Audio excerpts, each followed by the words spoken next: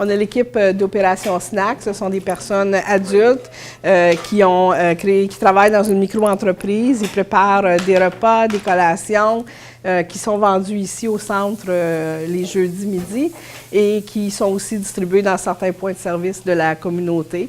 Ça génère des revenus qui leur sont remis sous forme forfaitaire, puis ils développent à travers ça des compétences pour des emplois éventuels ou simplement pour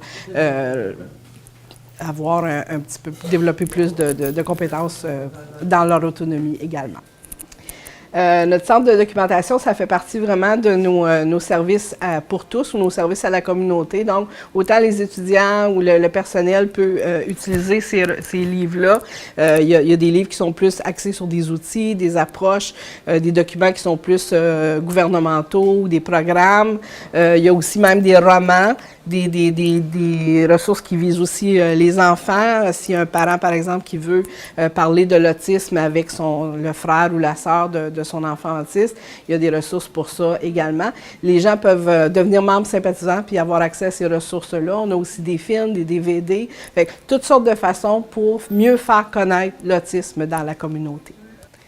À Trait d'Union, on utilise vraiment beaucoup de matériel visuel. Les personnes autistes ont besoin de repères visuels. C'est ce qui leur parle le plus pour les aider à comprendre ce qui se passe, ce qui s'en vient dans la journée.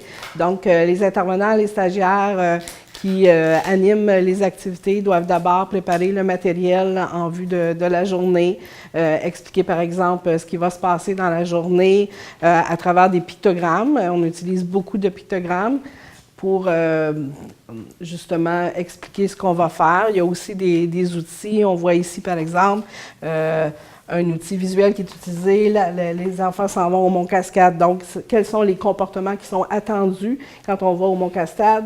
J'attends mon tour, j'écoute les consignes, je parle normalement, je reste avec le groupe, je marche.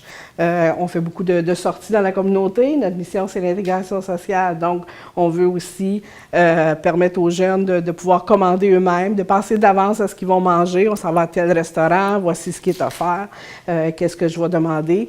La personne peut même, si elle est non-verbale, commander elle-même au comptoir. Tout ce qui va les rendre plus autonomes dans les différents milieux de la communauté. On a aussi différentes boîtes comme ça. On a toute une salle où on a du matériel qui est réutilisable d'une fois à une autre, ou dans certains groupes selon les clientèles avec lesquelles on travaille. On utilise aussi beaucoup les horaires visuels qu'on voit sur le mur ici.